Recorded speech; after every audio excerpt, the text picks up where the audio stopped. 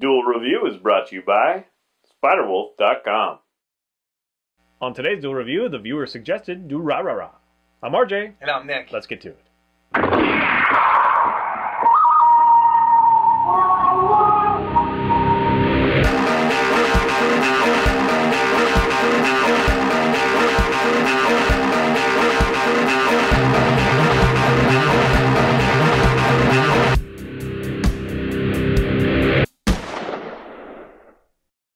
Hey everybody, today is the 16th of May, and we're taking a look at Durarara. That's right, and this is one of the ones that someone had recommended. Actually, several people have recommended us to review, and so we did. It's 26 episodes long. It came out in 2010 for the people in Japan, and 2011 for us here in America.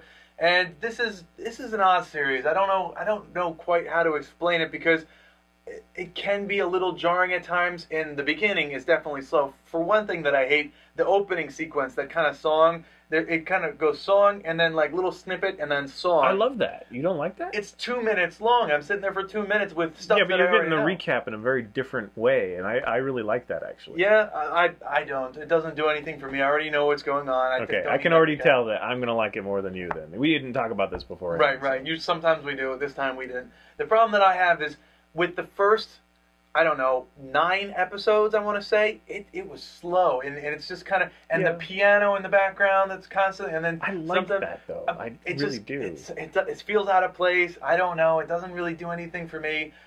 With that said, the story is actually pretty fun. I do dig the story, and after, like I said, I think it was 9, after 10 and up, it was actually, I really got into it because that's when things started to happen. So it was like a slow setup, and then it was like a melting pot from there.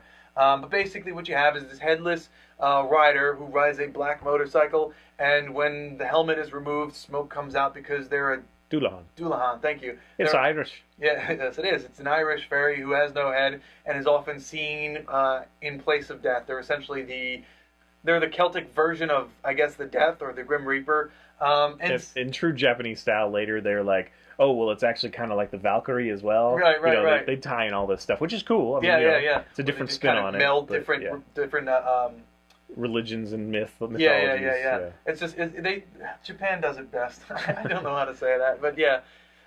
So you're following a young kid who moves to this town whose name I don't remember, and Mikado, yes. So Mikado moves in, and he's meeting his best friend that he grew up with in elementary school, who's like, it's been like 4 or 10 years, I have no idea, but it's been a while. But Masaomi. Yeah. But now they're reconnecting and they're friends again, and they're, I really like that one character, his friend's character, Masayomi, is that what it is? Masayumi? Yeah, the braggart. Yeah, I like him. He's funny. Everything that he says, everything that he does, I just kind of chuckle at. He annoys the stuffing out of me. Yeah, he's just funny. I get him, and because he's like me, where he's just like, I'm awesome. He said it, not me. I'm awesome, but but secretly he's like, I'm not really that awesome. I'm just trying to in the background. You both think you're awesome. You always think it. Anyways.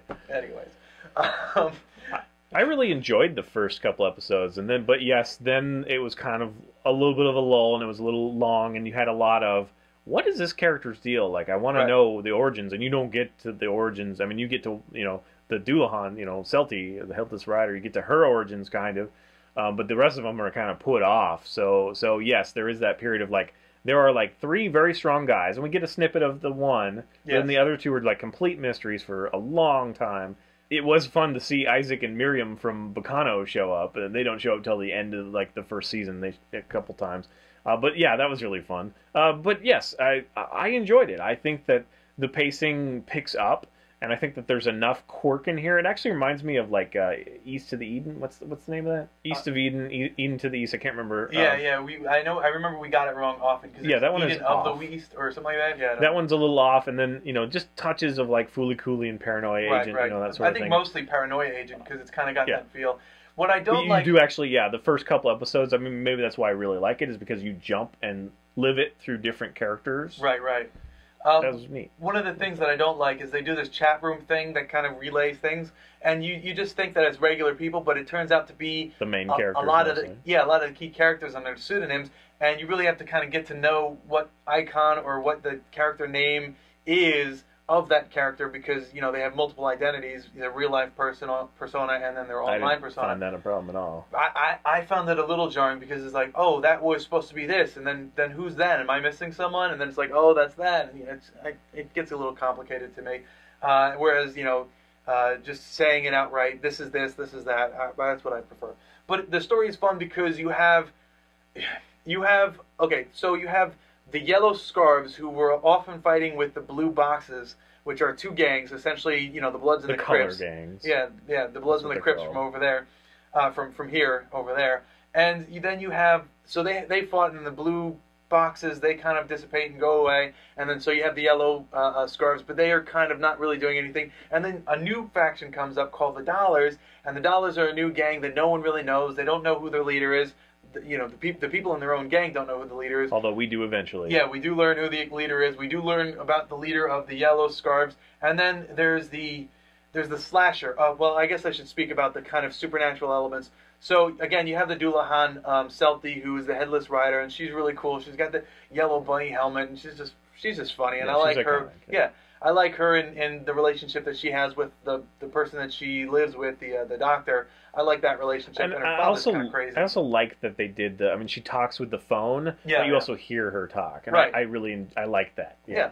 Well, it gives her personality. Plus, every now and then she can actually speak for herself, but it's like, where's that coming from? It's like coming from everywhere. I think she is weak at some points, but I guess that makes her more human, which is ironic because she's not human. Yeah, but I think that's I'm not going to. I wish she would stay kick-ass more often, but it's still great, and she's an iconic character. Essentially, her character is a lot like she's a lot like the character from Sleepy Hollow, the Headless Horseman from there, because she's looking for her head, and that's kind of her story. And the love interest that she kind of follows. So she's learning that this guy likes her and she likes him and whatever. Which is not like the Headless Horseman at all. Yeah, well, her looking for a head is period.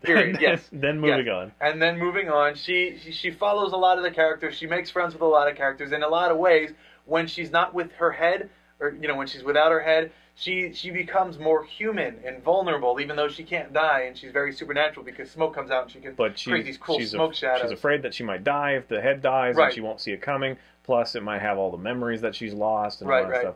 And she's been messed with scientifically, kind of thing. Right. And that's kind of weird because the one that she loves and father and all that stuff kind of did that to her. And So but I really enjoyed it, and it's funny that you're kind of talking about it like, oh yeah, this, but overall it didn't really. No. I like the series. What I'm saying is that from the first 9 episodes, it's just really slow, and I had to kind of push myself to watch it. But once I got past that, I'm really involved in the story because, in addition to Celta, you also have the slasher who is just this red-eyed slasher, and it takes multiple shapes, and you don't know what's going on, but then that gets explained, and that kind of is a very interesting... Says mom a lot. Yeah, and that kind of gets really changed and interesting because then you have this love triangle between... I really can't say it without giving too much away, so I'm just going to stop.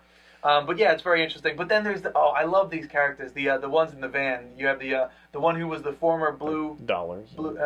They're Dollars now. But you have the one guy who was a former blue box, and then the other ones just kind of follow along. But the guy and the girl who are usually in the back seat, they're constantly like, oh, if this was an anime, you would be this, and if this was an anime, you would be that, and if this was a manga, I would want to be the brave knight who goes and builds my comic relief a little bit. Tying it into But it's also kind of breaking that fourth wall because it is an anime and it's based on a manga, a light novel. So it's just fun to see, or just fun to watch. Okay, well, I guess it won you over. I think that the first episodes, even though they are slow, I think they're necessary. So I enjoy the thing as a whole. So I like the story as it was progressing, and I got more interested in the characters, but just the pacing of it was slow. I will say that opening scene is what bothers me. See, I love that. I love that they incorporate that because you can just skip it. Just skip it. If I do, but it's 2 minutes that I have to skip. Then you just skip to 2, right? I know. It's not a big deal. I know. But anyway, when I was watching, I watched it before him, and I kept saying like, yeah, I mean, I want to watch it until something happens to know whether I like it or not. I couldn't say that I liked it or not because it needed to pay off in some way, and I do believe it did. So yeah, I really enjoy this, and thank you very much for recommending it. It's one that I probably would have overlooked. Apparently, it has been on Adult Swim before, but I just missed it. So it's not terribly long. If it sounds interesting to you, then check it out. Yeah, it was good, and the voice acting is great. Solid. Top notch. I love that. I love that now we get an anime that if you want to watch it in English and not have to, divide your attention between subtitles, where I'm going to give respect to the original Japanese actors. A lot of times, it even changes the anime. So it's very interesting. You could watch both of them and maybe get a different take on it. Yeah. But this new generation of English, dub voice actors is just brilliant. They just do a good job, and very often they're such a high caliber that you would think it was original. And I really, really love that I don't have to worry about that anymore. Because some of the old, like 80s and 90s, it was just like some of the English was just horrible. So you definitely want to watch it in the Japanese, and then you have to divide your attention. And that's just my thing. Subtitles, I just want to lavish the image with my attention.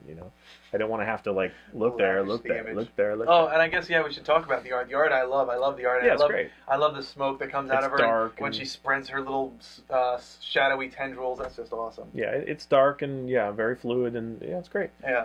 It's great. I think it is a little weird. Like the Russian dude is the only one I can think of, but every once in a while you have that anime style where the lips are circular, the outer to the skin or whatever, and that throws me off. Yeah, the Russian sushi guy. I love that character. His name is something Simon. I think it's just Simon. Yeah. But basically, he's this black Russian guy who speaks Japanese, but in a Russian syntax, I guess. It's just weird. It's funny. He's just funny. Yeah, and it's and great. You know that he doesn't speak that way because every now and then he speaks like a normal person, and you're just like, but are you joking with me? Because he holds up signs for his sushi place, the Russian sushi place. Yeah, that's funny. I love when they go for sushi, and sometimes it's like they run out of fish, and so they make some out of mayo and it's just weird stuff. Throw it in there. So anyway, all right, guys. Well, that's a hearty recommend for both of us, I guess. Yeah, just get through the first nine. I think I like it a little more, but I think you do too because just in the beginning the pacing was just slow. It has Irish folklore in there. It does. And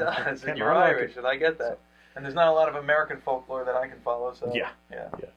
All right, guys. Thanks for watching. Please subscribe to our YouTube channel and tell us what you think. Follow our great playlist. Game Lab's been a lot of fun. Yes, it has. And please leave comments. We love comments. And you can help support us by buying our wares at spiderwolf.com. That's right. T-shirts, a card game, art print, short stories, and more. And please follow my new blog. It's fisk37.tumblr.com. I'm going to be blogging as characters, releasing updates. Eventually, I'll be releasing the first couple chapters of my first novella, all centered around the world of Fisk 37, which is being represented in a card game here in probably June. So the Kickstarter is for the enhanced version. Please check it out. Tell us if you like it. Comment, share it if you do. Thanks for the support. We appreciate it. See you later.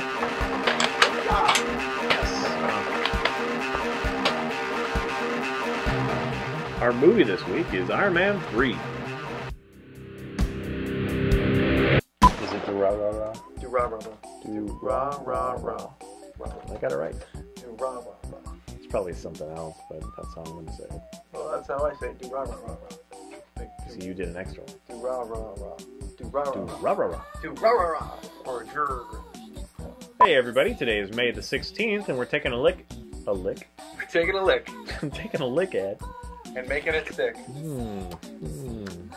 It's Durarara. Because it's salted.